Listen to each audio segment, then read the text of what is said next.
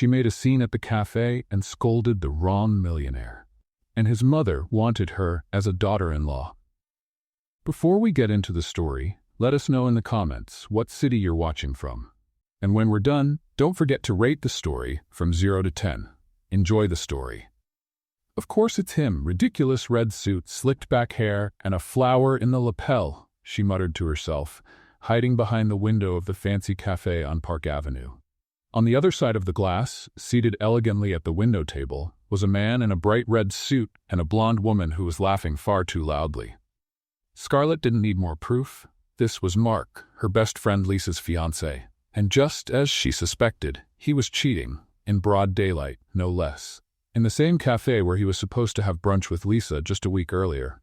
Jerk, lowlife, coward, she whispered, marching toward the entrance of the restaurant.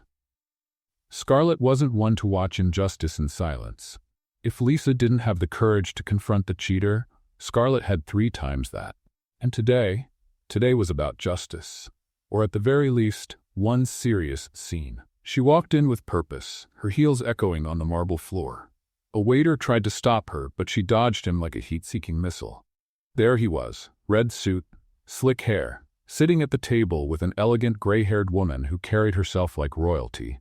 Scarlett stopped right in front of the table, took a deep breath, and shouted, "Mark, you rotten, shameless cucumber, you cheap traitor."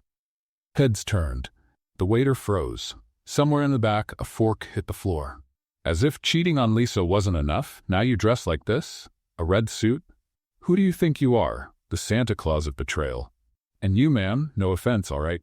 But with all due respect, you're elegant, refined, your hair shines like something out of a shampoo commercial. But don't you think you're a little too old for him? I mean, quite a bit, because my friend is young, truly young, no Botox, and she doesn't look like a retired Chanel executive. The man blinked, confused. The woman choked on her tea. "Excuse me, who are you?" the man asked, clearly surprised. Scarlett didn't flinch. "Don't pretend you don't know me, Mark. I'm Scarlett, Lisa's friend, the one you swore to love, respect, and take to Paris, but you never did." The woman chuckled. "Scarlett, is it?" she said with a refined accent and an amused expression. "My dear, you just yelled at the wrong man, and what a delightful mix-up. You've just gone up in my estimation." "Wait." Scarlett blinked. "What?" "This is my son, Grant Costa, and we don't know any Lisa. In fact, he's not engaged to anyone. He's single, very much single, if I may say so." Scarlett's eyes widened. The color drained from her face. She looked again. The man in the red suit had green eyes, definitely not Mark's. And the nose? Narrower. The hair? Darker. Oh no. She slowly turned her head to another table, 2 rows back, where the real Mark, also in a red suit, was laughing with a blonde woman. And when he saw her, he slipped away quietly. She had made a scene at the wrong table. "Oh," she said, her voice now barely a whisper. "Well, that's kind of embarrassing." "Kind of?" Grant muttered, trying to hide a smile. But before Scarlett could run out the door or disappear into the floor, the older woman stood up with a gleam in her eyes. "What's your full name, dear?" "Scarlett Miller." She took Scarlett's hand firmly and announced loud enough for everyone to hear. "Scarlett Miller. A star's name. A storm of a personality. You're perfect." "Perfect for what?" Scarlett asked, still in full panic mode. "To set my son straight." "What?" "That's right, I'm Elena Costa, mother of the rotten cucumber. I mean Grant, and my dear, if anyone on this earth can straighten this boy out, it's you." Grant coughed. "Mom, please." "No, Grant, I mean it. You surround yourself with fake socialites and yes-men in suits. And today, for the first time in years, someone told you the plain truth. I loved it." Scarlett blinked 3 times. "Is this really happening?" "Yes. And tell me, are you single?" "Yes, but what?" "Perfect," Elena said, clapping her hands. "Scarlett Miller, you're going to marry my son." The entire cafe choked. Grant choked. Scarlett choked so hard she coughed. "Is this some kind of prank?" she asked, looking around, expecting to see a hidden camera crew. "Not at all, I'm completely serious. You are exactly the kind of woman my son needs. Spontaneous, honest, hilarious, and bold enough to yell in a crowded cafe. You're practically a modern miracle." Grant, now as red as his suit, tried to protest. "Mom, this is insane. You don't even know her." "We know enough. Grant, if you don't marry her, I'll disown you. And Scarlett, if you don't accept, I'll sue you for defamation and perjury for calling my son a rotten cucumber in front of 36 witnesses. What? That's insane. Maybe. But this is my family. Welcome, dear. Fine, I accept, Scarlett said, resigned, still not quite believing what was happening. Elena Costa clapped her hands enthusiastically, while Grant rubbed his face, clearly questioning his life choices. The cafe was still completely silent, with every customer watching the scene as if it were a live soap opera episode.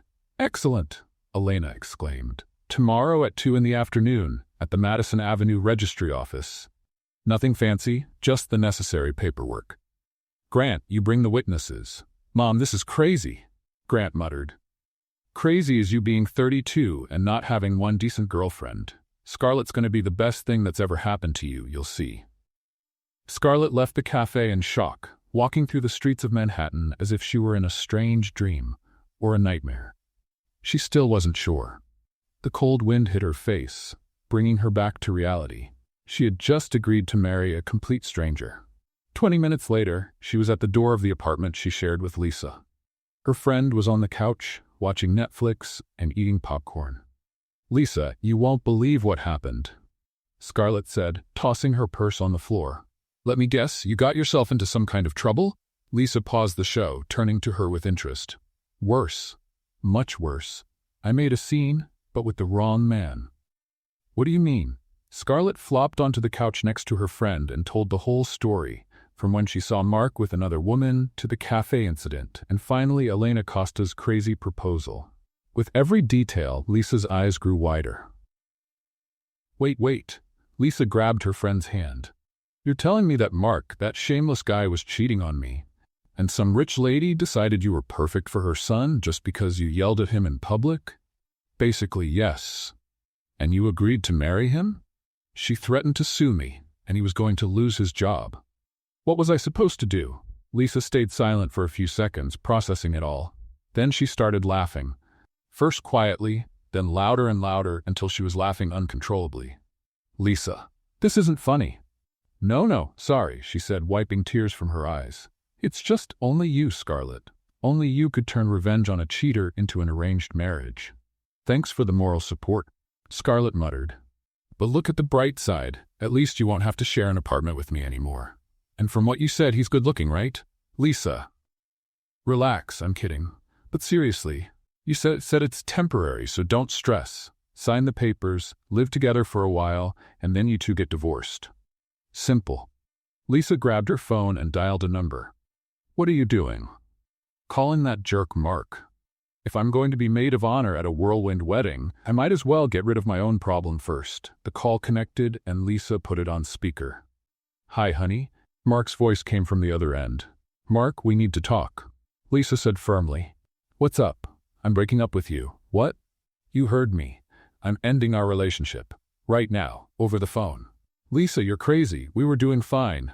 Were we? Because you were at the Park Avenue Cafe with some blonde. Care to explain? How did you find out? Doesn't matter how. What matters is you're a cheater. Goodbye, Mark. Lisa hung up and turned to Scarlett with a satisfied smile. There. Now I can fully focus on your marriage drama. The next day, Scarlett stood in front of the Madison Avenue Registry Office, wearing the only decent dress she owned, a simple navy blue one she used for job interviews. Lisa stood beside her, serving as witness and moral support. I still can't believe you're really doing this, Lisa murmured. Neither can I, Scarlett replied, nervously adjusting her hair. Grant arrived right at 2 o'clock, accompanied by a middle-aged man who introduced himself as James, his personal lawyer. He wore a perfect gray suit and had an expression somewhere between resignation and disbelief. Well, let's get this over with, he said, shaking Scarlett's hand formally. Where's the romance? Lisa muttered, earning a sharp glare from Scarlett. The ceremony lasted exactly 15 minutes. They signed papers, exchanged a few required words with the officer, and that was it. They were officially married. They didn't even exchange rings. Congratulations, James said as he put the papers away. You're now legally husband and wife. How exciting, Grant said sarcastically. 2 hours later, Scarlett was standing at the door of an apartment in Carnegie Hill, holding her 2 suitcases and questioning every decision that had brought her there. Welcome to your new temporary home, Grant said, opening the door. The apartment was stunning. High ceilings, huge windows with a view of Central Park, modern and expensive decor. It was 3 times the size of the place she shared with Lisa. "Wow," she murmured as she slowly stepped inside. "The guest room is down the hall to the right. It has its own bathroom. Feel free to decorate it however you like." "Guest room? You didn't think we'd be sharing a bedroom, did you? This is a marriage of convenience, not a honeymoon." "Right, of course." In the following days, an odd routine began between them. Grant left early for work, came home late, and they barely saw each other. But when they did, it was always a comedy of small misunderstandings. On the first morning, Scarlett woke up early and decided to make breakfast. She found the most high-tech kitchen she had ever seen, with appliances that looked like they belonged in a spaceship. She tried to make pancakes and almost set the apartment on fire when she couldn't figure out how to turn off the fancy stove. Grant came running down in his pajamas, thinking it was a real fire. "What are you doing?" he shouted, turning off the fire alarm. "Trying to make breakfast? How was I supposed to know this stove has more buttons than an airplane? That's a $15,000 professional stove. $15,000 for a stove? You could have bought a car." "I have 3 cars." "Of course you do." On the second day, Scarlett decided to rearrange the living room because, according to her, it had no life. Grant came home from work and found all the furniture in different spots. "You moved everything around," he said, standing at the door. "I made it better. Now there's more energy, more movement. Before it looked like a home decor magazine, no soul. I liked it the way it was." "Grant, you had the books organized by color." "By color? Who does that?" "Organized people. People with no imagination. Look, now they're sorted by topic, much more useful." Grant looked at the messy shelves and sighed. "You're going to drive me crazy." "Probably," she said, smiling, "but at least you won't die of boredom." On the third day, Grant tried to get back at her by messing with her closet. Scarlett found all her clothes rearranged by type and color. "Seriously?" she yelled from the bedroom. "You organized my clothes?" "Thought you'd like it," he replied from the living room, trying not to laugh. "Grant, I had a system. Work clothes were separate from weekend clothes, which were separate from gym clothes. Now they're organized logically." "Logically for who? A robot?" But every time Grant tried to get under her skin, Scarlett responded with good humor and creativity. When he hid the TV remote, she figured out she could control everything from her phone. When he swapped the sugar with salt, she made salty lemonade and said it was a new Southern recipe. Meanwhile, Elena Costa was busy with her own plans. In her elegant Manhattan office, she was signing important documents. "Are you sure about this, Mrs. Costa?" her lawyer Richard asked. "Absolutely. I want 20% of Costa Tech shares transferred to Scarlett Miller Costa, today." "She doesn't even know your son is the president of the company, does she?" "She'll find out at the right time. And when she does, I want her to have real power to support him, or to keep him in check, if needed." "You're playing a dangerous game." Elena smiled mysteriously. "Dear Richard, I don't play games. I orchestrate destinies." The papers were signed, stamped, and filed. Scarlett Miller Costa now owned a sizable share of one of New York's biggest tech companies, without having any idea her life was about to change completely. Back at the apartment, Scarlett and Grant were in the kitchen trying to decide what to order for dinner. "Pizza," Scarlett said. "Sushi," Grant said at the same time. They looked at each other, and for the first time since the wedding, they laughed together. "Pizza with sushi for dessert?" she suggested. "You're insane," he said, but he was smiling. "And you're starting to like it," she replied, and Grant didn't know what to say, because maybe, just maybe, she was right. The following Monday, Scarlett returned to work at the Meridian Hotel with a strange sense of normalcy. Even though she had gotten married just a week earlier, her professional routine hadn't changed. Arriving at 8 a.m., organizing corporate events, and making sure everything ran smoothly in the hospitality department. What she didn't expect was to find a familiar figure standing at the main reception desk, wearing a flawless black suit and a smile that didn't reach her eyes. "Malfada Winters," Scarlett murmured, stopping abruptly in the hallway. Malfada Winters. Her college classmate, a declared rival since day one, and now, apparently, her new boss, the woman who had always competed with her over everything. Grades, internships, boyfriends, even lipstick color. Scarlett Miller, Malfada exclaimed, walking toward her with careful steps. What a wonderful surprise to find you here. Still working as an event coordinator, I assume? Hello, Malfada, Scarlett replied, keeping her tone neutral. I didn't know you were in New York. Oh dear, a lot has changed since college. I was promoted to general manager of this hotel 2 weeks ago, which means, she paused dramatically, I'm now your boss. Malfada's smile was full of satisfaction. Scarlett felt a knot in her stomach, but didn't show it. Congratulations on the promotion, she said politely. Thank you. And speaking of changes, I've heard some interesting rumors about you. Word is you got married recently? What was his name again? Grant something. Scarlett frowned. How did Malfada know about her marriage? Grant Costa, she answered cautiously. Oh right, Costa. Interesting name. And what does he do? He works in tech. How vague. Well, regardless, I hope your personal life won't interfere with your professional performance. We have very high standards here. Before Scarlett could answer, a familiar male voice spoke behind her. Malfada, I don't believe it. Scarlett turned around and saw Mark, Lisa's ex-boyfriend, walking over with a broad smile. He was wearing a navy blue suit and carrying a leather briefcase. Mark, Malfada opened her arms dramatically. What a wonderful coincidence. What are you doing here? He asked, hugging her. I'm the new general manager. And you? I was just hired as the hotel's financial consultant. I'll be handling all the audits and cost-benefit analyses. Scarlett watched the exchange and felt something was off. The coincidence was just too big. Scarlett, Mark said, finally noticing her. What a surprise to see you working here. Mark, she replied coolly. Oh, you two know each other? Malfada asked with fake innocence.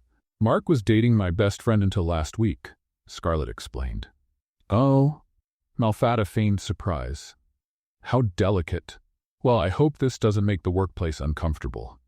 Over the following weeks, it became clear that Malfada and Mark had teamed up with one goal, to make Scarlett's life miserable at the hotel. It started with small things. Malfada would change Scarlett's shifts at the last minute, assign her to events that were impossible to organize alone, and constantly question her decisions in front of other employees. Scarlett, about Thursday's event, Malfada said during a morning meeting. Why did you choose red roses for the decor? Don't you think that's a bit ordinary? The red roses were a specific request from the client. Scarlett replied calmly. And you didn't try to suggest something more refined, more elegant? That's what we expect from our coordinators. Creativity, not just following instructions.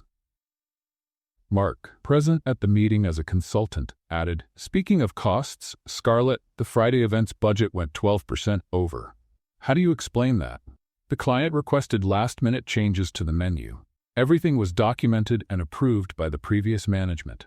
Previous management? Malfada repeated. Well, now we have new standards. Let's not let this happen again. The sabotage campaign escalated. Malfada began giving Scarlett incorrect information about event times and specifications. Mark would discover financial issues in projects Scarlett was managing, always in front of others.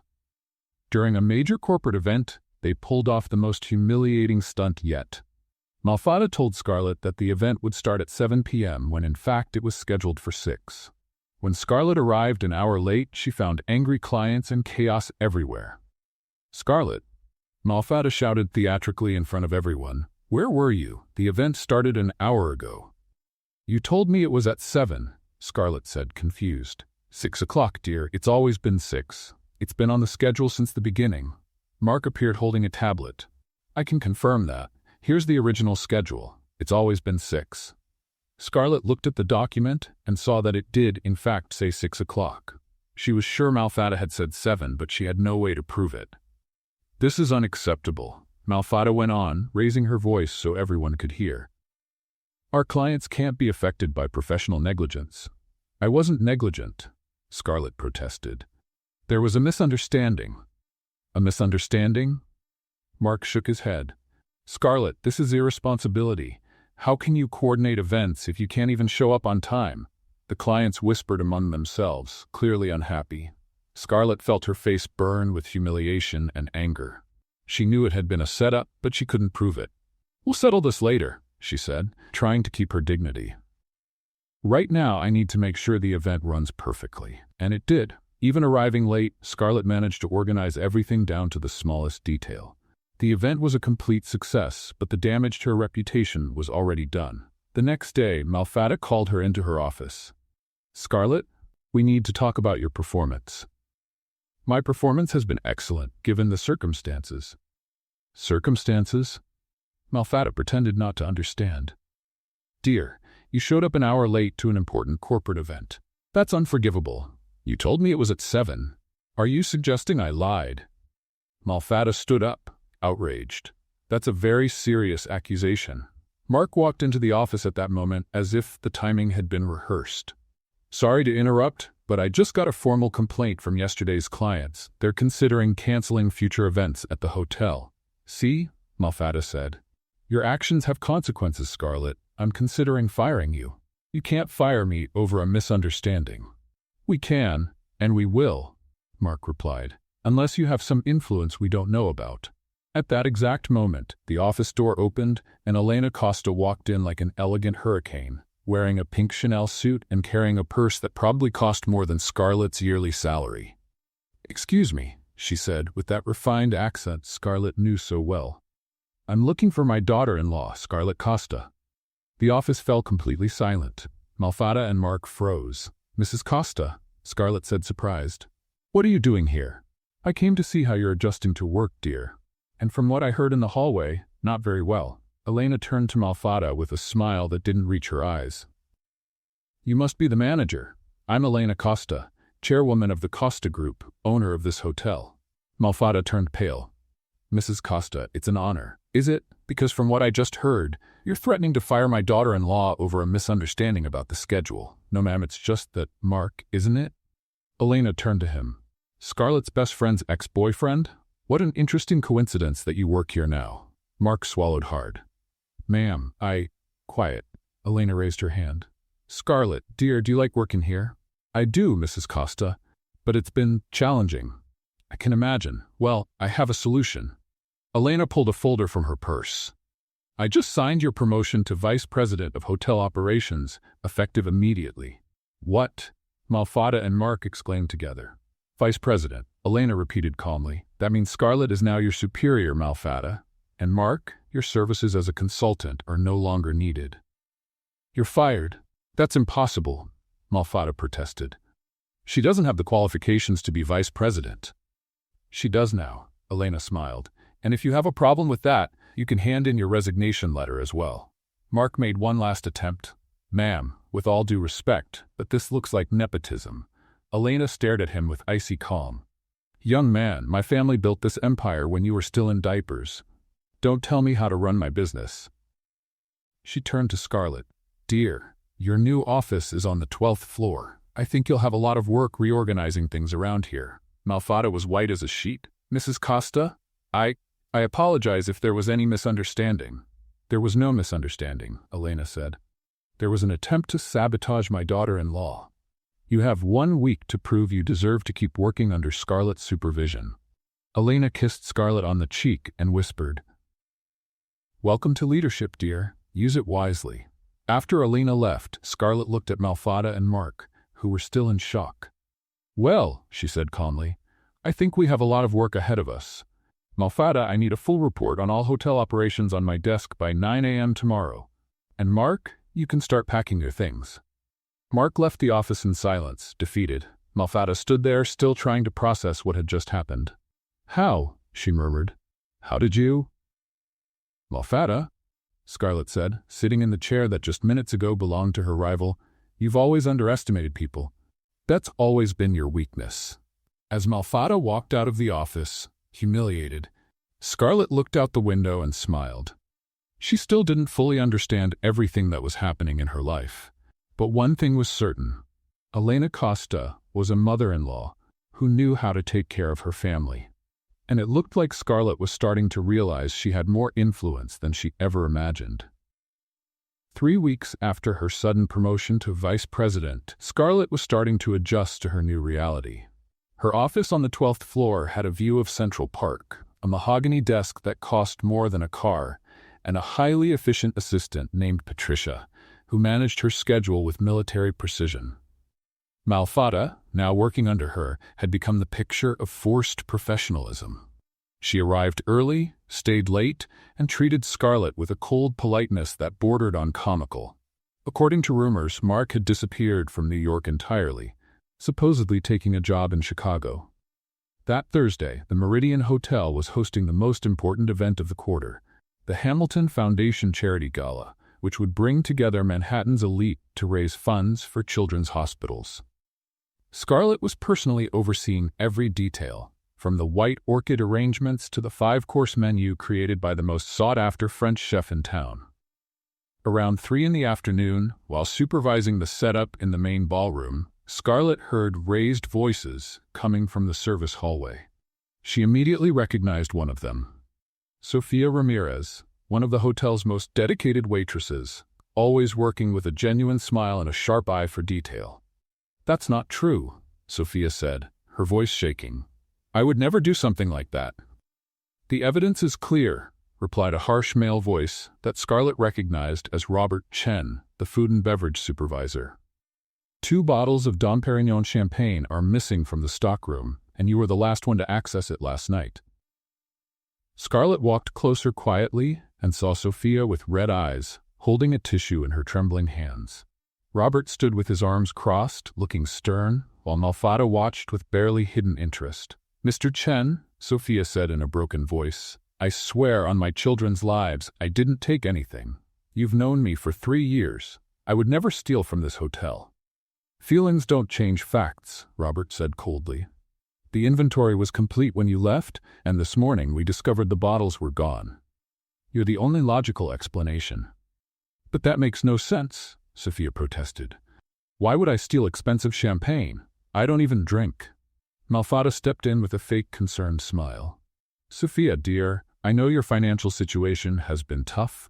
2 small kids, late rent. Maybe you thought selling the bottles could help fix a few problems." "How do you know about my financial situation?" Sofia asked, surprised.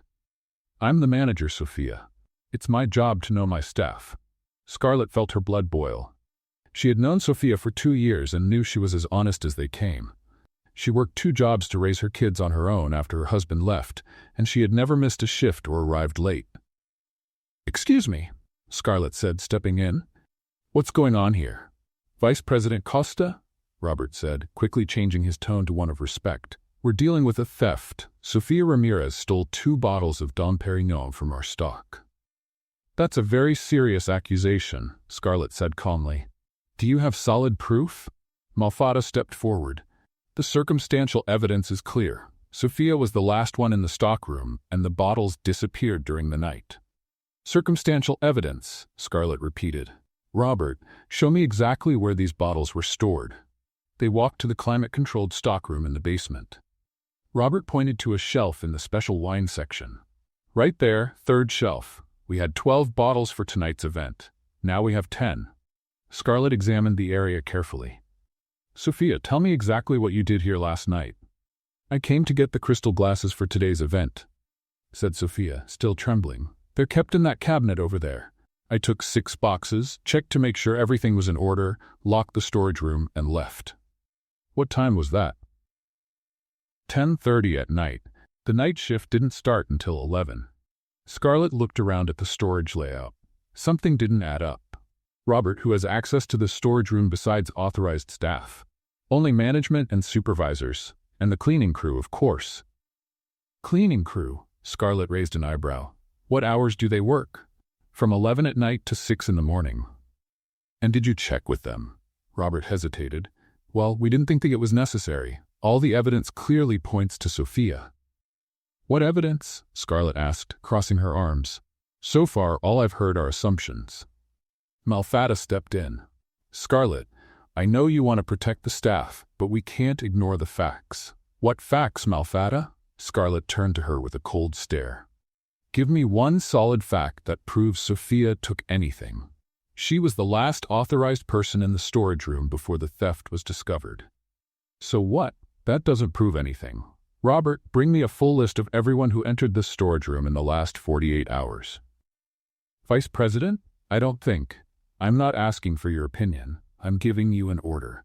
20 minutes later, Robert returned with a printed report. Scarlett examined it carefully while Sophia waited anxiously, and Malfada tapped her fingers impatiently. Interesting, Scarlett murmured. Sophia went in at 10:30 last night and left at 10:45. But look here.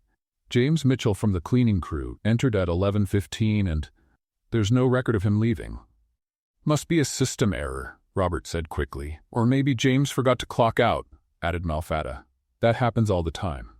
Then let's speak to James, said Scarlett. Patricia, bring James Mitchell to my office right away. 15 minutes later, everyone was gathered in Scarlett's office. James Mitchell was a nervous man in his 50s, sweating heavily despite the air conditioning. James, Scarlett said calmly, were you working in the storage room last night? Yes, ma'am. Just the usual cleaning routine. And do you remember seeing anything unusual? James hesitated, glancing nervously at Robert and Malfada. No, ma'am. Everything seemed normal. Are you sure?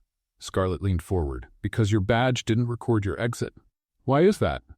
I forgot to clock out. James, how long have you worked here? 7 years, ma'am. And in 7 years, how often have you forgotten to clock out? James swallowed hard. Rarely, ma'am. Scarlett stood and walked over to the window, thinking. Then she turned around with a determined expression. James, let me ask you something. Where do you live? In the Bronx, ma'am. And how do you get home after your shift? By subway, ma'am. The subway at 6 in the morning must be packed. Hard to carry extra items, right? James began to sweat even more. Yes, ma'am. That's why you left the champagne bottles in your locker here at the hotel, isn't it? So you could come back for them later, when it was less crowded. Silence fell over the room. James looked down, defeated. How did you figure it out? He whispered.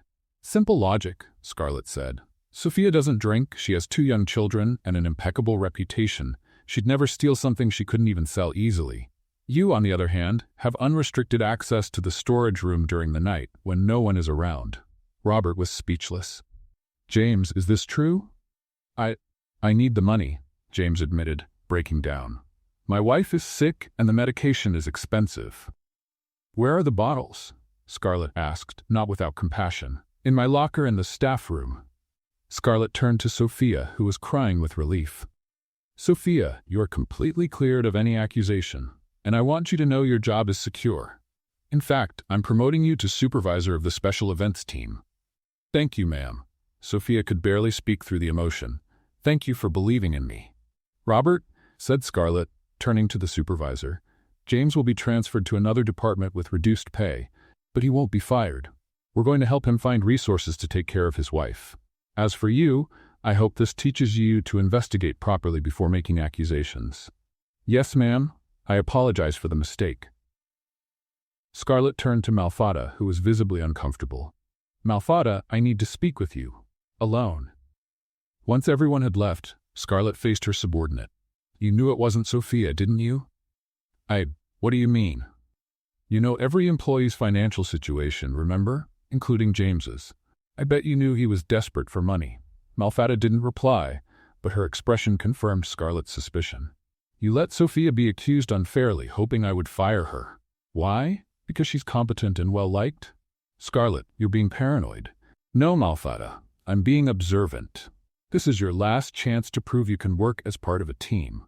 The next time you try to sabotage an innocent colleague, you'll be looking for a job somewhere else. At that moment, the office door opened, and Elena Costa walked in with her usual grandeur, wearing a royal blue Valentino dress and a proud smile. My dear daughter-in-law, she said, kissing Scarlett on the cheek. I just spoke with Sophia in the hallway. She told me everything. Mrs. Costa, what are you doing here? I came for tonight's gala, of course, and good thing I did. I just witnessed a brilliant example of leadership and fairness. Elena turned to Malfada with a frosty smile. Malfada, isn't it? I've heard quite a bit about you. Mrs. Costa, it's an honor. Is it? Elena cut her off. Because from what I've seen, you seem to have a tendency to create unnecessary problems. Madam, I was just quiet. Elena raised her hand gracefully. Scarlett, dear, you handled this situation perfectly. Intelligence, compassion, and firmness. Exactly the qualities we expect from our family. Elena opened her Hermes purse and pulled out a sealed envelope. This is for you, a small token of appreciation for your outstanding work." Scarlett opened the envelope and found a legal document. Her eyes widened as she read it. "Mrs. Costa, this is a performance bonus equal to 20% of the shares you already own in the company," Elena said casually. "Now you have even more stake in the family business." Malfada turned pale. "Shares? What shares?" Elena smiled mysteriously. "Ah, dear Malfada, there's so much you don't know about our Scarlett. She's not just the vice president of this hotel. She's a co-owner of the entire Costa Group." "How is that possible?" Malfada stammered. "It's possible when you marry my son and prove, day after day, that you deserve to be part of this family," Elena replied. "Something some people will never understand." Elena kissed Scarlett again. "Dear, I need to get ready for the gala. I expect to see you shining tonight, as always." After Elena left, Malfada looked at Scarlett with a mix of shock and envy. You really own part of the company?" "Apparently, yes," Scarlett said, still processing it. "And Malfada, I want you to understand something. I don't use that power to hurt anyone. I use it to protect those who deserve protection and to do what's right. Like Sophia. Like any honest employee who's treated unfairly." Malfada nodded slowly. "Scarlett, I'm sorry." "I accept your apology, Malfada, but now we need to work together. We have a gala to run, and it's going to be perfect." That night, the Hamilton Foundation Charity Gala was an absolute success. Scarlett moved around the ballroom, receiving compliments from clients and guests, while Elena Costa proudly introduced her as "my brilliant daughter-in-law." Sophia, in her new supervisor's uniform, directed the wait staff with efficiency and confidence. James worked quietly in the kitchen, grateful for his second chance. The morning after the gala, Scarlett was in her office reviewing client satisfaction reports when Grant appeared at the door. She still found it strange to see him at the hotel. After all, he had never mentioned having any connection to where she worked. "Good morning, wife," he said with an ironic smile, leaning against the doorframe. "Grant? What are you doing here?" "Business," he answered vaguely. "Actually, I came to invite you to something. My company is holding an accountability meeting this afternoon, and I'd like you to attend." Scarlett frowned. "Why would I go to one of your company's meetings?" "Because you have experience in hotel management, and we're analyzing investments in the industry. Your perspective would be valuable." "Grant, you work in technology, not hotels." "Technology applied to many sectors, including hospitality," he said, keeping his tone casual. "Do you trust me?" Scarlett studied him for a moment. There was something he wasn't telling her, but curiosity got the better of her doubts. "All right. What time?" 3 o'clock. I'll pick you up here." After Grant left, Scarlett couldn't fully focus on her work. There was something strange in the way he talked about the company, as if he were hiding something important. Around noon, Patricia walked into her office looking concerned. "Vice President Costa, there's something I need to tell you. Malfada was going through the computer files this morning." "What kind of files?" "Financial reports, hotel performance data, revenue projections." She printed several documents and left with them. Scarlett felt a chill in her stomach. "Thank you for telling me, Patricia. Let's keep this just between us for now." At exactly 3 o'clock, Grant appeared in the hotel lobby wearing a dark gray suit that made him look even more serious and professional than usual. "Ready?" he asked. "Ready. Where are we going?" "Costa Tower, Financial District." The name sounded familiar, but Scarlett couldn't place it. During the taxi ride, Grant stayed quiet, checking messages on his phone with a focused expression. Costa Tower was an impressive glass and steel skyscraper in the heart of Manhattan. When they stepped into the elevator, Grant pressed the button for the 40th floor. "Big company," Scarlett commented. "Fairly big," he replied, but there was something in his tone she couldn't quite read. When the elevator doors opened, Scarlett found herself in a sleek hallway with glass walls revealing a large conference room. At least 20 people were already seated around a table the size of a small apartment. "Grant," she whispered, "this doesn't look like a casual investment meeting." Before he could respond, a receptionist approached them. "Mr. Costa, everyone is waiting." Scarlett stopped in her tracks. "Mr. Costa? Grant, what's going on here?" "I'll explain later," he said, guiding her into the room. "Just trust me for now." The meeting began with formal introductions. Scarlett was introduced as special consultant in hotel management, but it was clear her presence sparked curiosity among the executives in the room. Everything seemed routine until the CFO, a bald man named Richardson, announced, "We have some concerns about the Hotel Meridian's performance last quarter." Scarlett straightened in her seat. This was her area. "What kind of concerns?" Grant asked. Richardson opened a folder and began reading. "According to the documents we received, there was a 15% drop in customer satisfaction, a 20% rise in operating costs, and at least 3 serious misconduct incidents by management." Scarlett felt the blood drain from her face. She knew those numbers, and they were all wrong. "Excuse me," she said, raising her hand. "May I see those documents?" Richardson hesitated and looked at Grant, who nodded. Scarlett quickly scanned the pages and felt her anger rising. The data had been deliberately manipulated. Numbers were changed, dates altered, entire reports fabricated. "These documents are false," she said calmly. A murmur spread around the room. Richardson looked offended. "Miss Costa, that's a very serious accusation." "Yes, it is," Scarlett agreed, standing up. "And I can prove it." She walked over to the whiteboard on the wall and picked up a marker. "First, let's talk about customer satisfaction.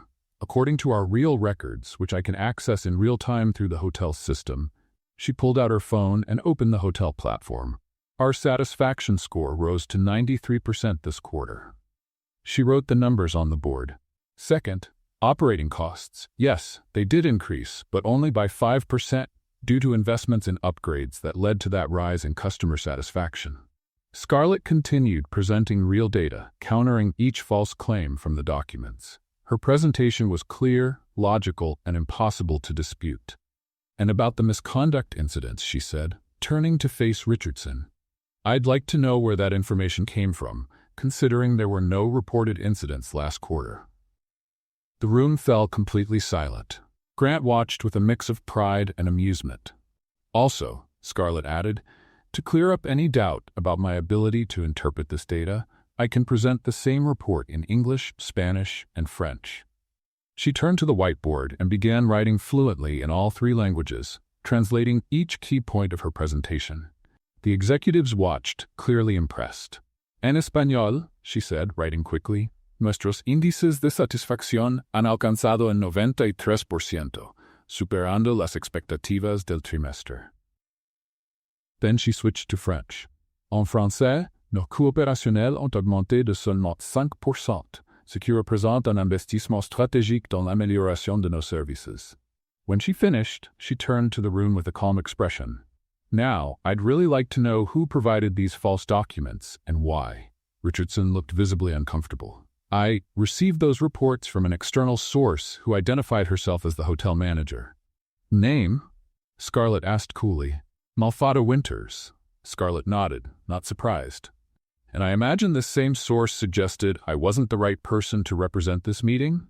"Well, yes, she said you didn't have the proper qualifications to." "To what?" Scarlett crossed her arms. "To manage a hotel with a 93% guest satisfaction rate? To organize events that generate millions in revenue? Or to present accurate data in 3 languages?" Grant stood up slowly, and for the first time since they entered the room, he took on a presence Scarlett had never seen in him before. Authoritative, confident, clearly someone used to being in charge. "Ladies and gentlemen," he said firmly, "I'd like to clarify a few things. First, Scarlett Costa is not just a consultant. She is vice president of the Meridian Hotel and my wife." Murmurs filled the room. "Second, anyone who tries to sabotage her reputation or question her competence will be dealing directly with me. And third," he paused for effect, "I hope today made it clear what level of excellence we expect from our team." Richardson looked pale. "Mr. Costa, I didn't know she was your wife." "You do now," Grant said sharply, "and I hope that ends any further doubts about her qualifications." After the meeting, in the elevator going down, Scarlett finally turned to Grant. "All right, now you're going to explain what that was all about." Grant smiled, clearly more relaxed. "That was you proving how brilliant you are." "Grant, they called you Mr. Costa. This is Costa Tech, isn't it?" "It is." "And you're?" "I'm the president of the company." Scarlett leaned against the wall of the elevator, trying to process. You're the president of the company that owns the hotel I work for? Technically, my mother is chair of the board. I just handle day-to-day operations. Grant, why didn't you tell me? Because I wanted you to shine on your own, which you did, today. The elevator doors opened on the ground floor, but Scarlett didn't move. Did Malfata know you were testing me? No, she genuinely tried to sabotage you by sending those fake reports. She thought she was hurting you and doing me a favor at the same time. Scarlett shook her head, still taking it all in. Your family is more complicated than I thought.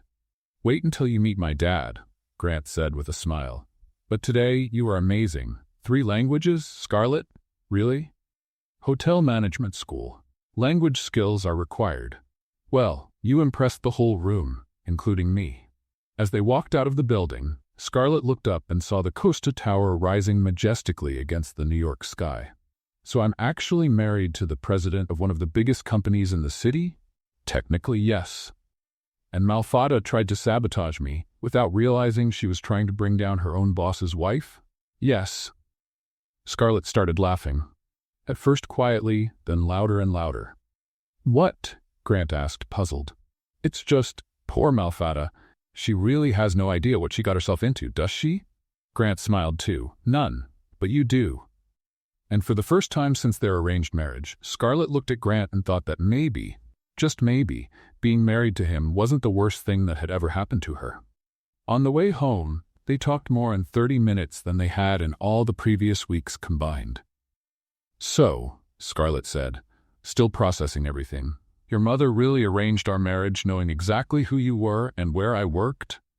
Knowing my mother, she probably investigated your entire life before our wedding day. Grant replied, laughing. Elena Costa doesn't do anything by chance. That explains a lot. Like how she knew I worked at the Meridian and about my financial situation. Grant nodded and smiled. They sat in silence for a few minutes, watching the city go by. Finally, Grant turned to her.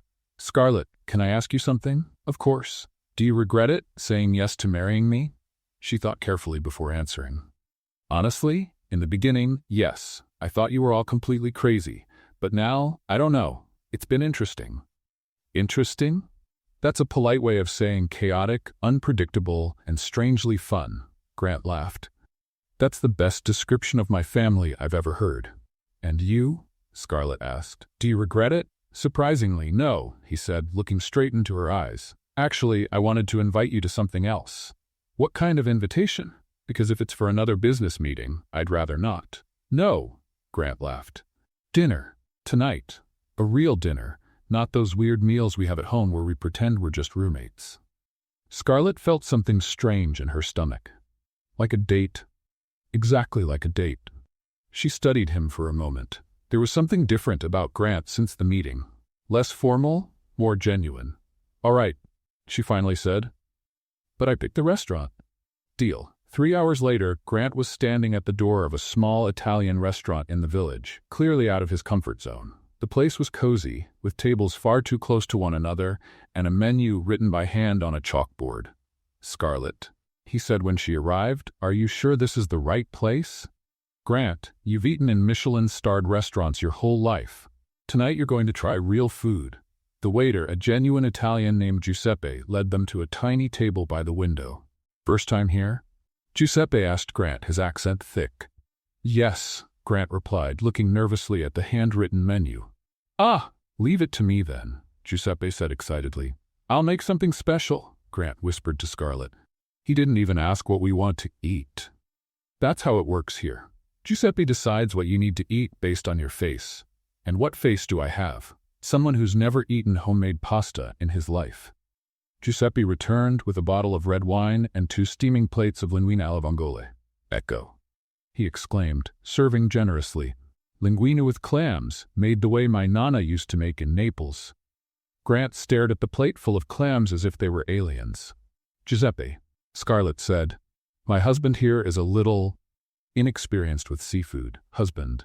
Giuseppe's eyes widened. Madonna mia, newlyweds? Something like that, Grant muttered. Allora, Giuseppe clapped his hands. Tonight is special. Romance, amore, passione, He disappeared into the kitchen and returned with candles, which he lit dramatically on their table, murmuring something in Italian that was clearly blessings for the marriage. "Scarlett," Grant whispered, "he's making a scene." "Relax, it's sweet." Grant tried eating the linguine with knife and fork, as if he were at a formal dinner. Scarlett laughed. "Grant, you're eating pasta, not performing heart surgery. Is there a right way to eat this? Like this?"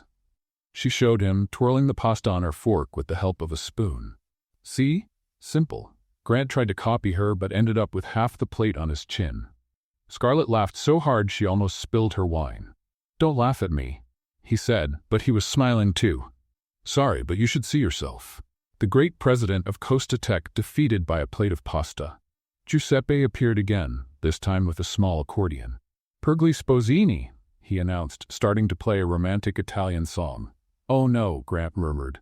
"Oh yes," Scarlett said, thoroughly enjoying herself. Giuseppe began to sing in Italian, gesturing dramatically as other customers stopped to watch. Grant was as red as the marinara sauce, but Scarlett clapped enthusiastically. "Bravissimo, Giuseppe," she shouted.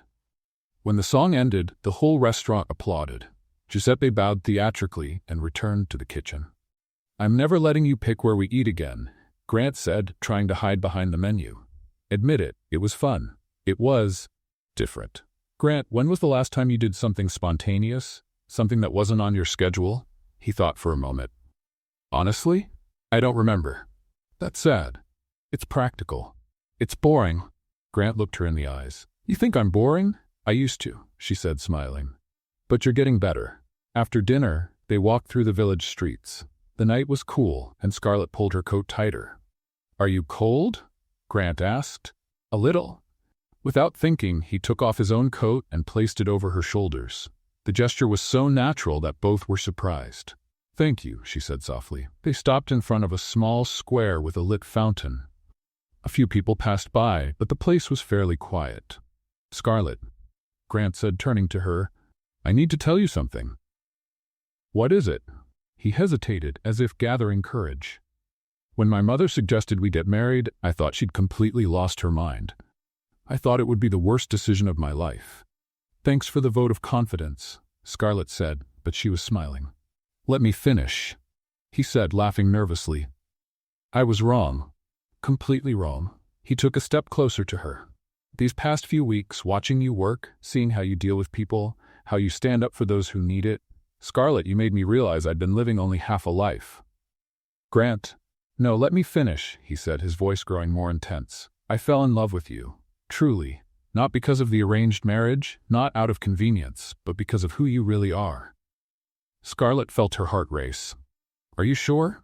"Absolutely," he said, stepping even closer. "The question is, do you feel anything for me, other than pity for the guy who can't eat spaghetti properly?" She laughed, though her eyes filled with tears. "Grant, you're annoying, obsessive, completely unspontaneous, and you organize books by color. That's not sounding very hopeful. But," she went on, placing a hand on his cheek, "you're also kind, smart, you have a smile you hide too much, and you make me feel like I can take on the world." "And that means?" "It means I might have fallen for my crazy husband too." Grant smiled, that genuine smile she was starting to love, and leaned in to kiss her. But at the last second, he tripped on the edge of the fountain. "Grant!" Scarlett caught him before he fell into the water. "Perfect," he said, laughing at himself. "Most romantic moment of my life, and I nearly fall into a fountain." "Idiot," she said affectionately, pulling him close. This time, when he kissed her, there were no stumbles. The kiss started soft, hesitant, like they were still getting used to the idea that this was real.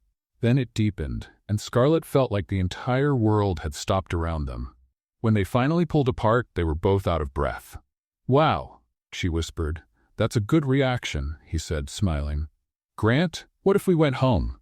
"Of course. It's getting late anyway." "No," she said, looking into his eyes. "Home?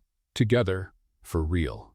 Understanding slowly spread across Grant's face. "Scarlett, are you sure?" "I'm sure I want to find out what it's really like to be married to you." They walked hand in hand to the apartment, the energy between them shifting from nervous to electric. In the elevator, Grant pulled her close again, kissing her against the wall. "Are you sure about this?" he murmured against her lips. "Grant, stop asking and kiss me." And he did. That night, Scarlett and Grant's arranged marriage finally became something real. And Elena Costa, who at that very moment was having tea in her apartment 3 blocks away, smiled mysteriously to herself, as if she knew exactly what was happening. "Mission accomplished," she whispered, toasting alone with her porcelain teacup.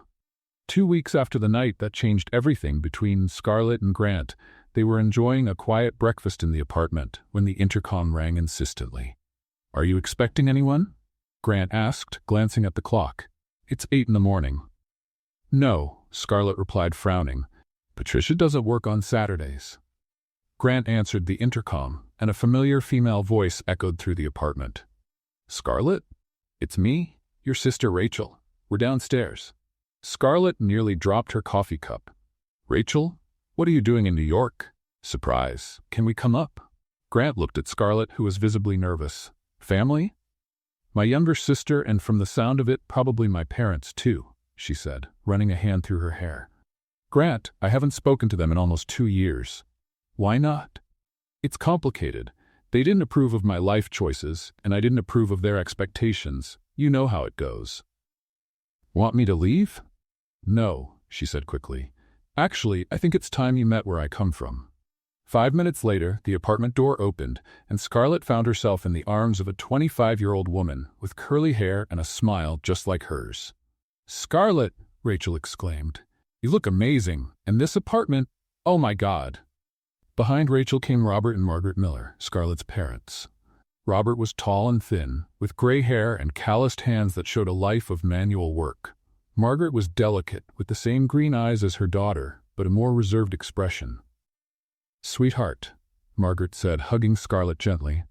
"Are you all right?" "I'm great, Mom," Scarlett replied, still trying to process the surprise visit. "But what are you all doing here?" "Oh, right." Rachel turned to Grant, who had been watching everything with interest. "You must be the famous husband. I'm Rachel, Scarlett's younger and favorite sister." "Grant Costa," he said, offering his hand with a smile. "Nice to meet you." Robert stepped forward and shook Grant's hand firmly, clearly sizing him up. "Robert Miller, Scarlett's father. I hear you two got married rather quickly." "Dad," Scarlett said in a warning tone. "It's all right," Grant said diplomatically. "It was a whirlwind romance, that's true." Margaret looked around the apartment, clearly impressed. "Scarlett, sweetheart, this place is very elegant." "Grant has good taste in decorating," Scarlett said, feeling the tension in the air. "And what exactly do you do?" Robert asked, getting straight to the point. "Technology," Grant answered. "I run a company here in Manhattan." Rachel laughed. "Dad, are you getting him the overprotective father-in-law talk? Scarlett's 30. "She's right," Scarlett added. "Come on, have a seat. Can I get you some coffee? Breakfast?"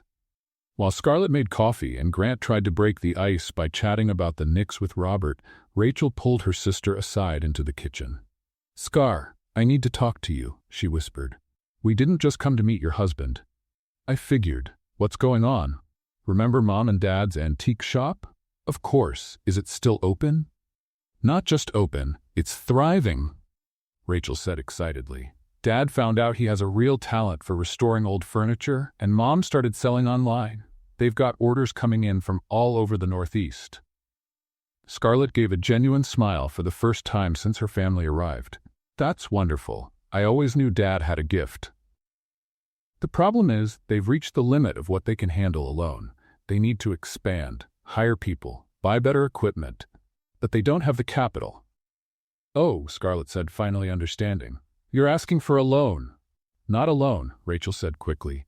"An investor. Someone who believes in the business and wants to be a part of it." Scarlett was quiet for a moment.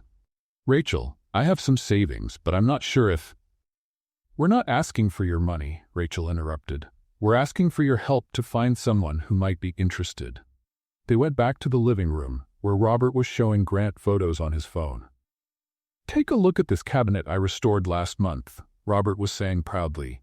"It was in terrible shape when I found it, but look at it now." Grant studied the photos with genuine interest. "Impressive work, Mr. Miller. How long did it take?" 3 weeks, just working in my spare time. If I did it full-time, I could finish one in a week." "And how much did you sell it for?" $1,200. "I bought it for $50. Grant let out a low whistle. That's a great profit margin. Margaret joined the conversation. Grant, the online part of the business grew 300% in the last year. We have a 2-month waiting list for restored pieces. Mom, Scarlett said, surprised. You're running a business now? Your mother's always had a good head for business, Robert said. It just took me 30 years to start listening to her advice. Rachel told Grant about the expansion plans while Scarlett watched her family with new eyes. They weren't the same people she had left 2 years ago. There was a new energy, a clear sense of purpose. I see, Grant said after hearing everything. You need funding to grow, but you want to keep it a family-run business. Exactly, Robert said. We're not looking to sell our soul, just open up more opportunities. Grant stood and walked to the window, thoughtful. Scarlett knew him well enough by now to see that he was working something out in his head. Mr. and Mrs. Miller, he finally said. How about I make you an offer? Grant, Scarlett said, nervous. You don't have to. Let me finish, he said, smiling at her. You need investment. I need to diversify some assets. How about a real partnership? Robert raised an eyebrow. What kind of partnership? Costatech invests $200,000 to help expand your business. You keep 70% ownership, and we take 30%. Along with the money, we'll provide tech consulting to improve your online sales and logistics. The room went completely silent. Margaret held Robert's hand. $200,000? Robert murmured. Son, that's 10 times more than what we thought we needed. With that amount, Grant explained, you could open a second shop, hire a full team, and still have plenty for digital marketing. He turned to Rachel. You studied business, right? Yes, I graduated 2 years ago. Perfect. You'd be our point of contact between Costatech and the family business. Competitive salary, full benefits. Rachel looked at her parents, then at Scarlett, not sure what to say. Grant, Scarlett said, touching his arm, can I talk to you for a minute? Privately? They walked into the bedroom, leaving the Miller family quietly processing the proposal. Grant, that's very generous, but you don't know my father. He's too proud to accept charity. This isn't charity, Grant said seriously. Scarlett, I quickly went over the numbers they mentioned. This business has real potential to grow. High profit margin, rising demand, competitive advantage. It's a smart investment. Are you sure? Absolutely. Besides, he smiled warmly, they're your family, and now they're my family too. When they went back to the living room, Robert was looking at some photos on Margaret's phone. Grant, he said, this offer is very generous, but I have to be honest. I've never worked with corporate investors. I'm afraid of losing control of what I built. I understand completely, said Grant. How about this? We do a 6-month trial period. If you're not happy with the partnership, we'll buy back our share for the amount invested plus 10%. Margaret looked at her husband. Robert, this could be the chance we've been waiting for. And how would Scarlett be involved? Robert asked. As a family consultant, Grant replied immediately. She understands both the business and the personal side. She'd be perfect to make sure the partnership works for everyone. Rachel practically jumped off the couch. Dad, Mom, you have to accept this. This is the opportunity of our lives. Robert looked at Scarlett. Honey, what do you think? Scarlett felt her eyes fill with tears. 2 years ago, when she left home, things had been tense and cold.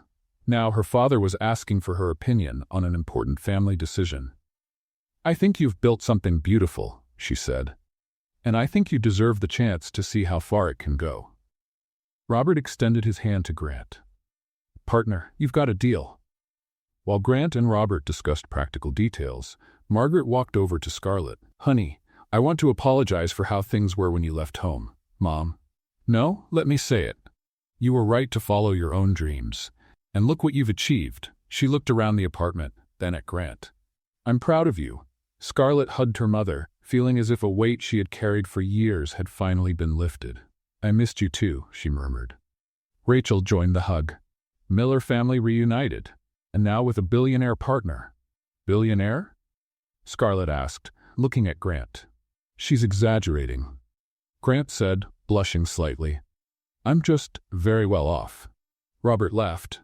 Son, it doesn't matter how much money you have. What matters is that you make my daughter happy, and judging by her smile, you're doing a good job. That afternoon, while the Miller family explored Manhattan with Grant acting as their personal tour guide, Scarlett realized her life had completely changed.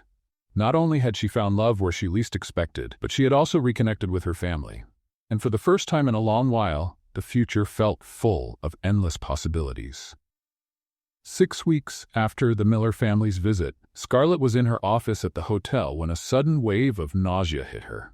She rushed to the private bathroom holding her mouth, and when she came back, Patricia was looking at her with concern. "Vice President Costa, are you all right?" This is the third time this week that...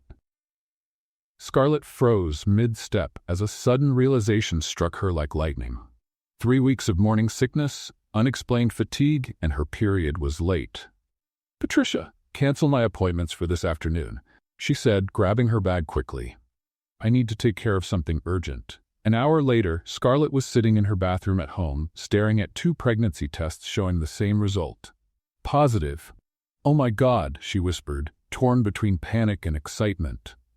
"Oh my God, oh my God." She heard the front door open and Grant's voice echo through the apartment. "Scarlett, I'm home. Patricia called me saying you left early." "I'm here," she shouted, still in shock. Grant appeared at the bedroom door. "Are you all right? Patricia said you weren't feeling..." He stopped when he saw her expression and the tests in her hand. "Scarlett, are those..." "Positive," she said, her voice barely a whisper. "Grant, I'm pregnant." The silence lasted exactly 3 seconds before Grant crossed the room in 2 strides, picked Scarlett up in his arms, and spun her around the house. "Really?" he shouted, laughing. "Really, Grant, put me down. I'm nauseous." He gently set her on the couch, knelt in front of her, and held her hands. "How are you feeling? Are you happy? Scared? Should we call a doctor? Schedule tests?" "Grant, breathe," she said, laughing at his excitement. "I'm happy. Scared too, but happy." "We're going to have a baby," he said like he was testing the words. "A baby, Scarlett." "We're going to have a baby," she repeated, and this time she could feel the full joy of it, without fear. Grant kissed her gently. "I love you so much." "I love you too." The following week, they told Alina, who reacted like she had just won the lottery. She cried, shouted, and immediately started planning how to turn one of the extra rooms into a nursery fit for royalty. That was also the week Melissa Hawthorne came into their lives. Scarlett was having lunch with Grant at a restaurant near Costa Tower when an elegant woman walked up to their table. She was tall, blonde, wearing a designer dress that probably cost more than most people make in a month. "Grant Costa," she said with a bright smile. "What a wonderful coincidence to run into you here." Grant looked up, clearly not recognizing her at first. "Sorry, you are?" "Melissa Hawthorne, from Hawthorne Industries. We met at the country club charity event last month." "Oh right, Melissa, this is my wife, Scarlett." Melissa's smile faltered for just a second. "Wife? I didn't know you got married." "Recently," Grant said, taking Scarlett's hand across the table. "How interesting," Melissa said, quickly recovering. "Well, I don't want to interrupt, but Grant, I'd love to talk to you about some business opportunities. How about we schedule a lunch? You can reach out to my assistant," Grant said politely. "She handles all my professional appointments." After Melissa left, Scarlett raised an eyebrow. Who was that? Daughter of the owner of Hawthorne Industries, one of the biggest investment firms on the East Coast. And she seemed interested in more than just business.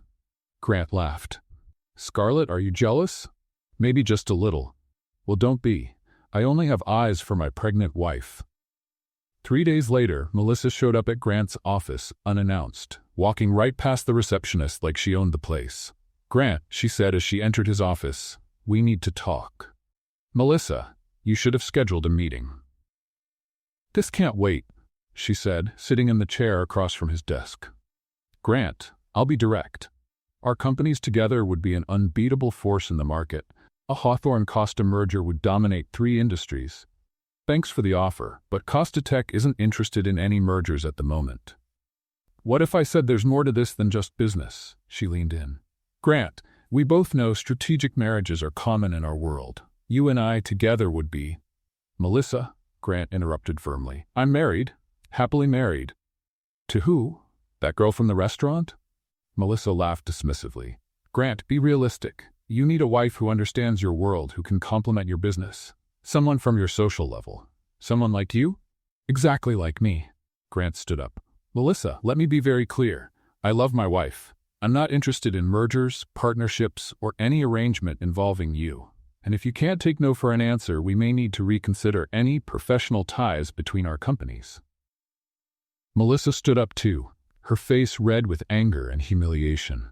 You're going to regret this, Grant. When your little wife shows you who she really is, you'll regret it.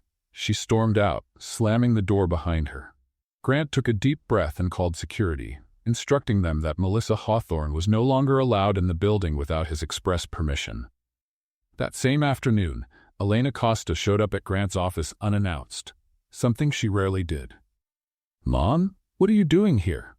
I heard that snake Melissa Hawthorne came by to bother you today. Grant sighed. How did you find out?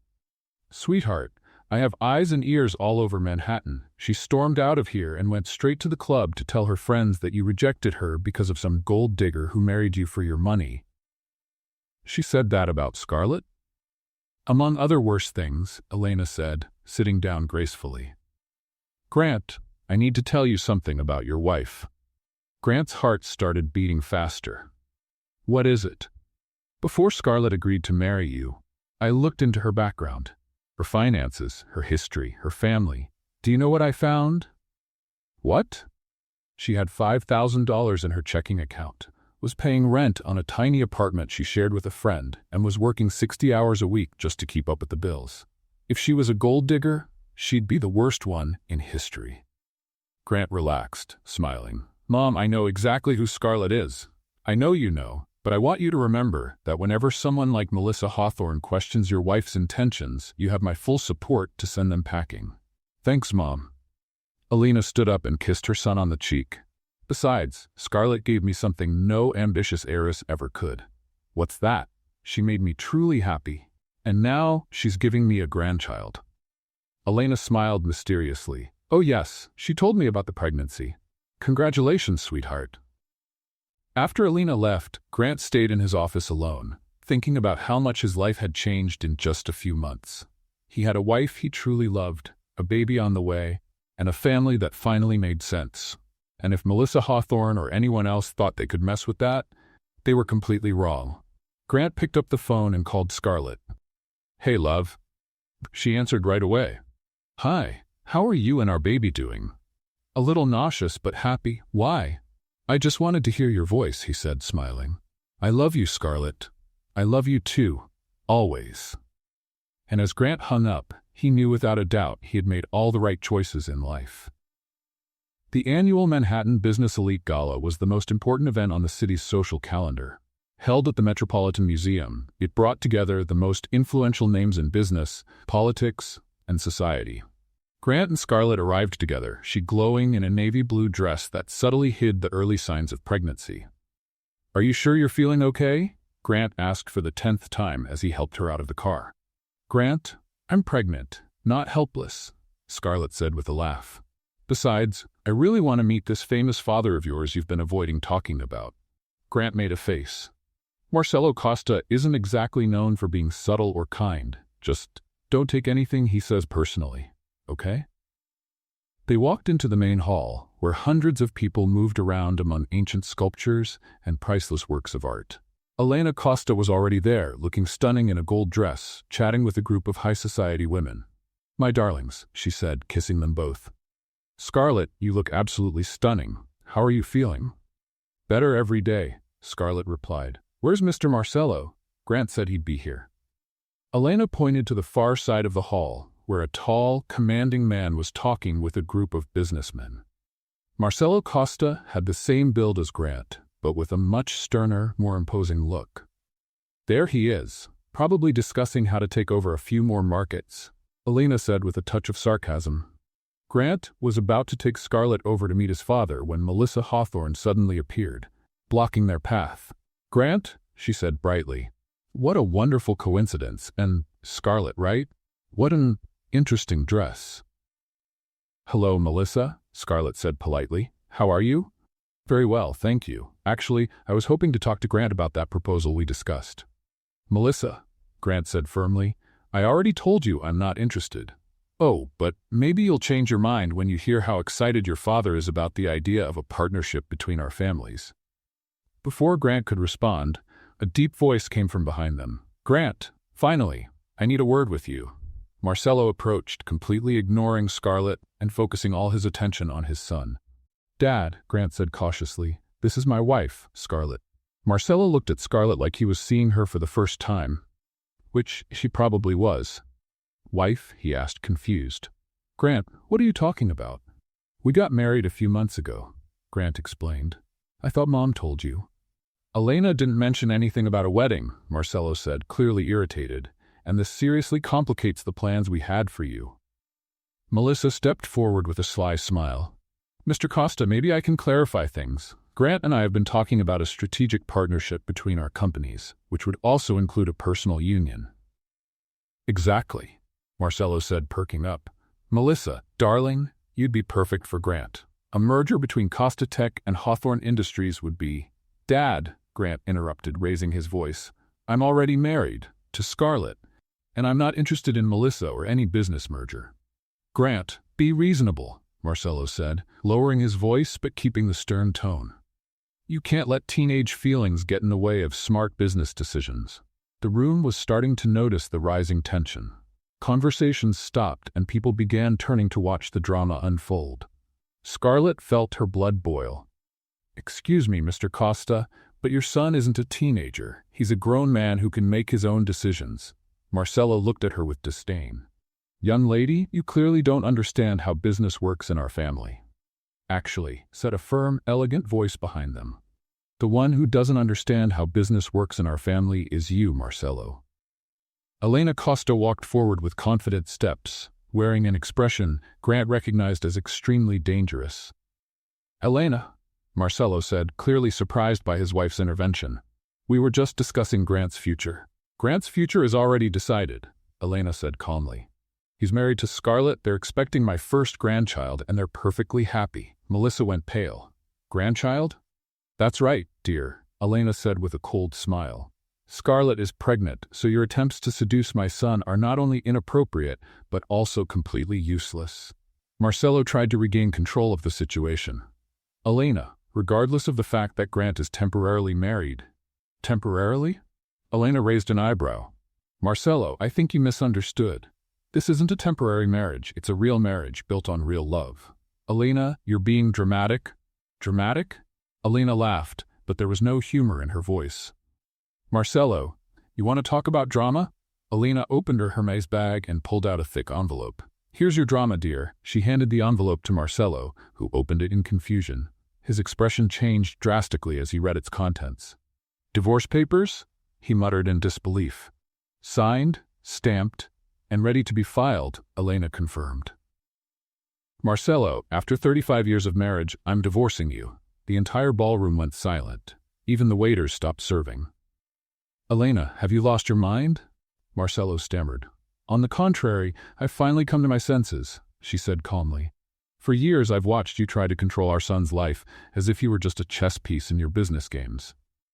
But when you disrespected my daughter-in-law and tried to break up a happy marriage for the sake of an ambitious, well, that was the last straw. Elena turned to Scarlett and Grant. My dears, I have a belated wedding gift for you. She pulled out another document from her bag. Grant, Scarlett, with this document I'm transferring all my Costa Tech shares to Scarlett. That means she now controls 55% of the company. Grant was speechless. Elena, you can't do that.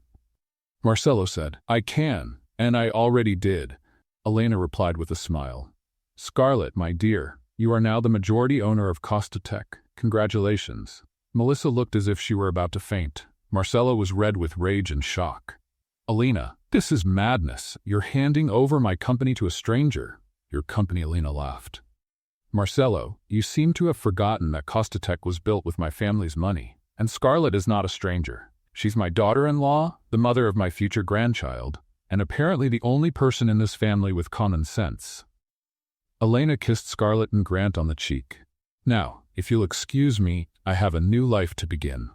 She walked out with poise, leaving behind a stunned ballroom, a humiliated rival, an ex-husband in shock, and a young couple who had just discovered they controlled a business empire. Well, Scarlett finally said, looking at Grant, I think our life just got interesting. Interesting is a polite way of saying completely insane, Grant muttered. Grant, Scarlett said, taking his hand, your mother just gave me control of the family company. Are you okay with that? Grant looked at her, then at his father, still frozen in shock, then at Melissa, walking away in humiliation, and finally smiled. Scarlett, if someone has to control this company, I'd rather it be you than anyone else in this room. And as they walked out of the gala together, Scarlett thought that Alina Kotosta was definitely the most spectacular mother-in-law anyone could ever have. On the Monday after the gala that changed everything, Scarlett arrived at Costa Tower at 8 in the morning. As the new majority owner of the company, she had a full schedule, meetings with directors, contract reviews, and one particular task she had been postponing for weeks. Patricia greeted her in the office on the 40th floor, which was now officially hers, with a stack of documents and an anxious expression. President Costa, she said, still getting used to the new title, all departments are waiting for your directives. And, well, there's someone who's been waiting to speak with you for an hour. Bill? Malfada Winters. She said it's urgent, and that she needs to explain herself. Scarlett let out a sigh. Ever since the news of her new position had spread through the company, she knew this moment would come. Malfada was probably desperate now, trying to save herself before Scarlett made decisions about her future. Send her in. 5 minutes later, Malfada walked into the office with a look that was somewhere between nervous and trying to hold on to a last bit of dignity. She wore her best suit and carried a leather folder, like she was heading into a job interview. Scarlett, Malfada began, forcing a smile. Or rather, President Costa. Congratulations on the promotion. Very well deserved. Thank you, Malfada, Scarlett said calmly, motioning to the chair across from her desk. Please, have a seat.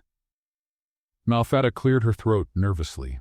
Scarlett, I came here to clear up a few misunderstandings from the past. I know there were some tensions, but I'm hoping we can move forward and work together productively. Scarlett studied her for a moment. There was so much fear in Malfada's eyes, she almost felt sorry for her. Almost. Misunderstandings, she repeated slowly. Is that what you call deliberate sabotage, false documents, and attempts to ruin my professional reputation? Malfada went pale. Scarlett, yes, there were some conflicts, but... Malfada, Scarlett interrupted gently. Do you really think I don't know you gave me false information before that meeting, that you hoped I'd be fired so you could take my place? Malfada made one last attempt. Scarlett, that's paranoia. I would never. Malfada, I have emails, I have phone records, I have witnesses, Scarlett said, opening a folder on her desk. You weren't exactly discreet when you teamed up with Mark to undermine me. The office fell completely silent. Malfada stared at her hands, visibly sweating. So, Scarlett continued, let's stop pretending this was all just a misunderstanding and deal with the reality of the situation. At that moment, Grant walked into the office. Sorry to interrupt, but Patricia said it was important for me to be here. It is, Scarlett said, smiling at her husband.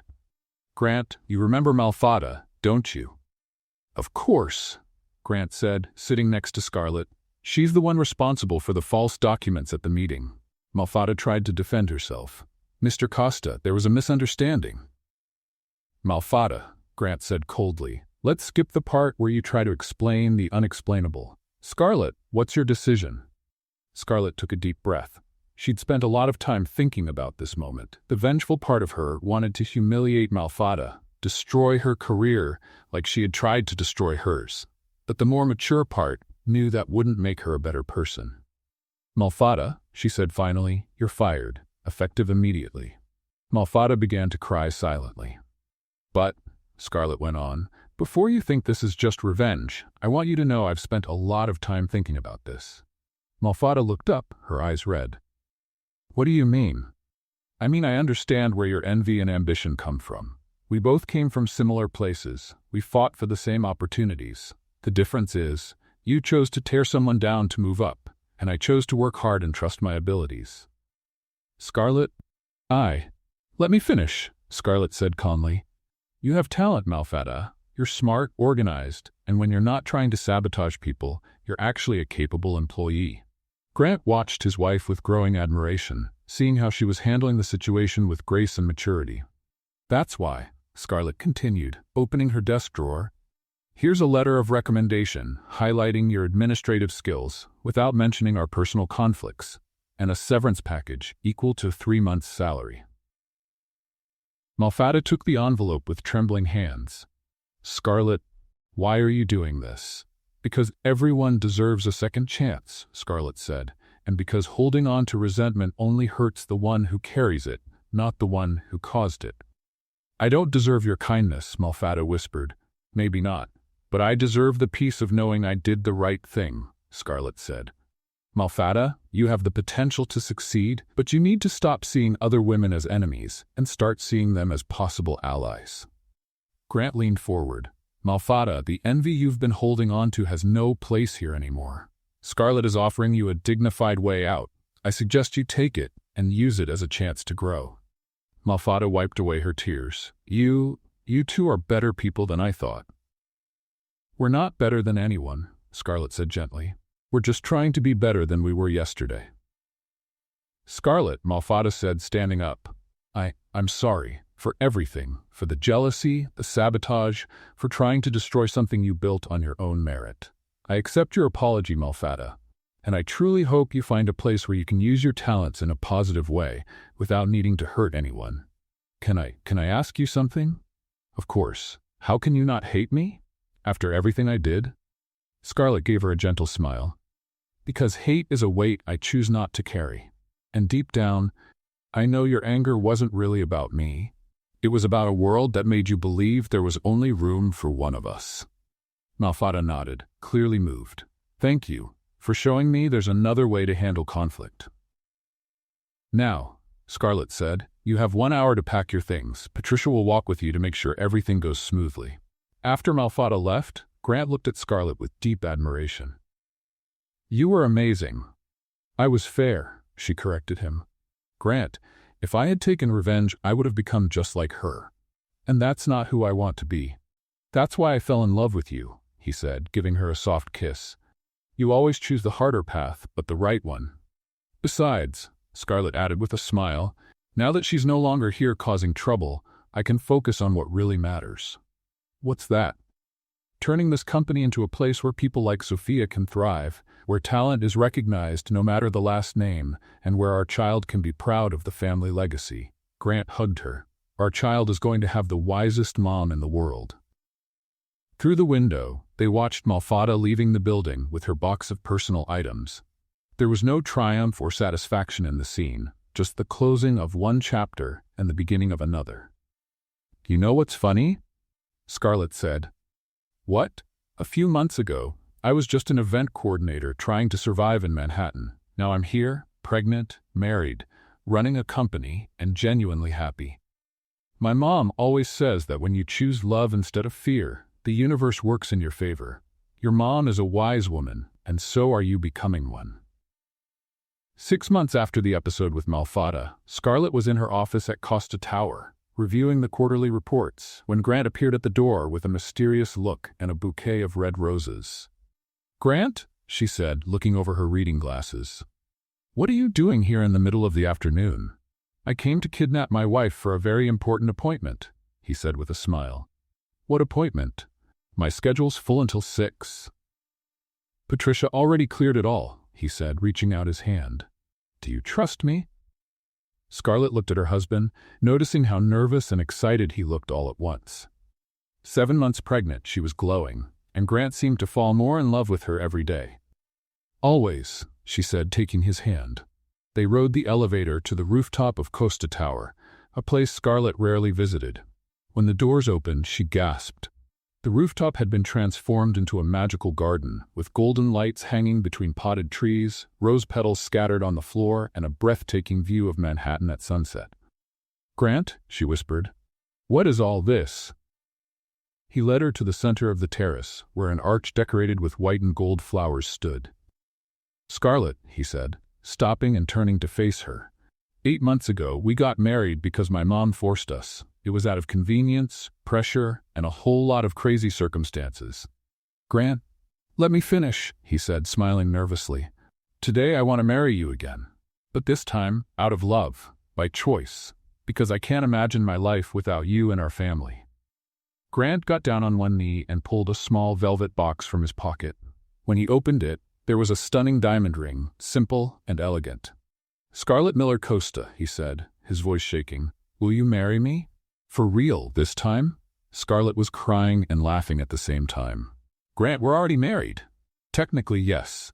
But romantically, I want to do it right. So will you?" "Yes," she said, throwing her arms around him as best she could with the baby bump. "Of course I will." As they pulled back from the kiss, Elena Costa suddenly appeared out of nowhere, clapping and crying with emotion. "My darlings," she exclaimed. "Finally a proper proposal in this family." "Mom?" Grant laughed. "You were hiding here the whole time?" "Of course. Someone had to capture the moment," she said, waving to a professional photographer who stepped forward discreetly. "Elena," Scarlett said, laughing, "you never stop surprising us." "Darling, life's too short not to celebrate special moments. And speaking of celebrating, how about a real wedding in 3 weeks?" 3 weeks later, Central Park was decorated like a fairy tale. The ceremony was outdoors near the lake, with 200 guests, including the Miller family, who had traveled especially for the event, and practically all of Manhattan's elite. Scarlett was in a suite at the Plaza Hotel, with Lisa helping her get ready. Her wedding dress was an exclusive design that fit her 8-month pregnant belly perfectly, made of ivory silk with delicate embroidery. "You look absolutely stunning," Lisa said, adjusting the veil. "Who would have thought that mess at the cafe would end in a fairy tale wedding?" "Lisa, thank you for being here, for being my maid of honor. For not thinking I'm crazy for marrying the same man twice. Scarlett, you're glowing with happiness. That's all that matters," Lisa said, hugging her carefully.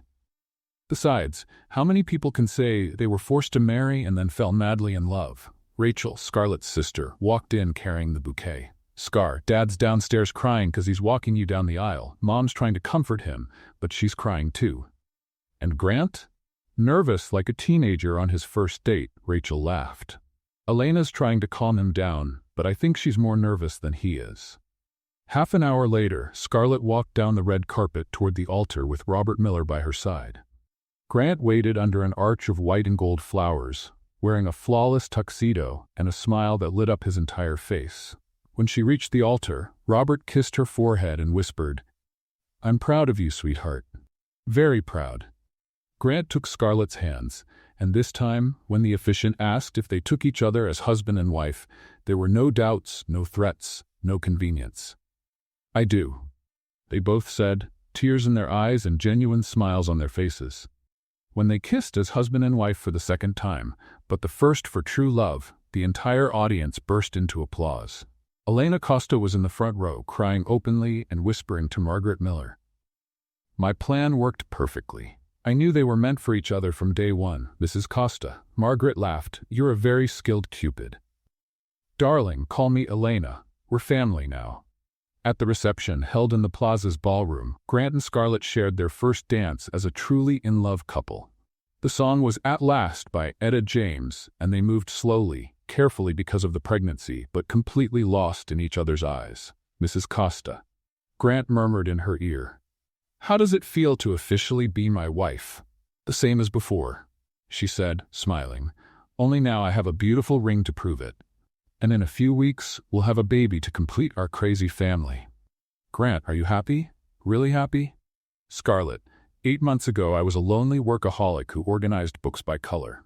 Today I'm a married man with an amazing woman expecting our first child and sharing control of a company with the smartest person I know. So yes, I'm more than happy. I'm complete." During Elena's speech, she raised her glass of champagne. Scarlett drank grape juice and said, "A few months ago, my son Grant was a very serious man who needed someone to shake up his overly organized life. Scarlett was a determined woman who needed someone who would support her unconditionally. Sometimes destiny needs a little push," she winked, "but in the end, love always finds a way." Lisa gave her maid of honor speech. "I met Scarlett 5 years ago, and I've never seen her as happy as she's been in these past few months. Grant, you've turned my best friend into the most radiant version of herself. And Scarlett, You've turned a serious CEO into a man who laughs out loud and eats pasta with his hands. You two are proof that the best marriages start with the most unlikely stories. When the party ended, it was already early morning. Scarlett and Grant went up to the hotel's presidential suite, exhausted but glowing. "Grant," Scarlett said, kicking off her shoes and dropping onto the bed, "our baby's going to be born into a world where his parents met because his mom yelled at his dad, thinking he was someone else. That's quite a story to tell when he grows up." Grant laughed, loosening his tie. "Do you think we'll be good parents?" Grant lay down next to her, placing his hand on her belly. "Scarlett, if we could turn forced marriage into a true love story, we can do anything." That night, while Manhattan sparkled below, Scarlett and Grant fell asleep in each other's arms, knowing they had found something rare and precious, a love born out of chaos, strengthened through adversity, and blossomed through mutual understanding. And somewhere in the city, Elena Costa smiled in her apartment, content in knowing that sometimes, just sometimes, interfering in your children's lives can lead to something wonderful. What did you think of Scarlett and Grant's story? Share your thoughts in the comments. On a scale from 0 to 10, how would you rate this story? Subscribe to the channel and click the bell so you don't miss any of our stories. And take a moment to check out more heartfelt stories by clicking right here on the end screen.